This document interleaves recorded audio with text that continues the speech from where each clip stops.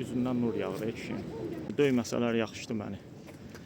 Salam dostlar, bugün 9 dekabr 2025-ci ildir. Deməli, oturmuşdum evdə, ev deyəndə burada Plzeň şəhərindəki qaldığım yeri nəzərdə tuturam. Birdən yadıma düşdü ki, şəhərdə bir dənə bu kişinin büstü var.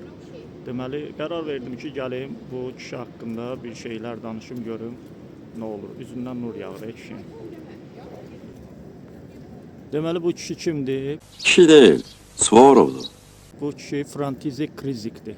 Bu da büstüdür, burada qoyublar. İndi bunun haqqında məlumat verəcəm ki, bu kişi nə edib, niyə bunun büstünü qoyublar burada.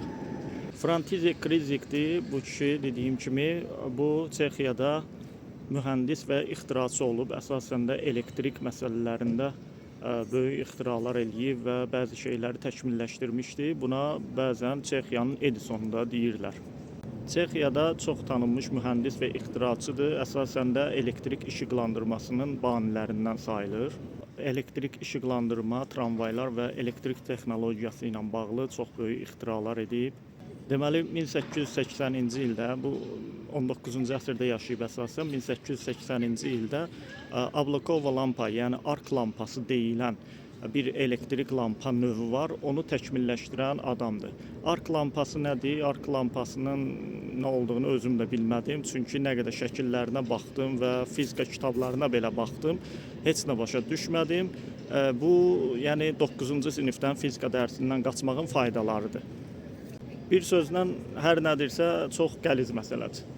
Həm qəlizdir, həm də ki vacib. Deməli, qıraqdan baxanda da bu cür görünür. Burada Frantizek Krizik yazılıb və burada bir lövhə var. Lövhədə nə yazılıb? Lövhədə, mən Çex dilində bilmirəm, burada Çex dilində yazılıb. Amma belə ChatGPT-yə vurmuşdum bunun şəklini çəkib. Burada bir sözlə Frantizek Krizikin həmin o arklı lampaları 1880-ci ildə bu şəhərdə, yəni Plzeňdə təkmilləşdirdiyini qeyd eləyib, yəni yaratdığını qeyd eləyib və bu aşağıda da Svejsk, həmin bu hissədə bu Çexiya Elektrik Cəmiyyəti 1936-cı il buna işarə edir və burada da həmin onun yaratdığı elektrik lampasının falanın belə simvolik şəkillərini qoyublar. Belə dostlar, bu qədər. Həmin bu kişi ilə də sağollaşaq.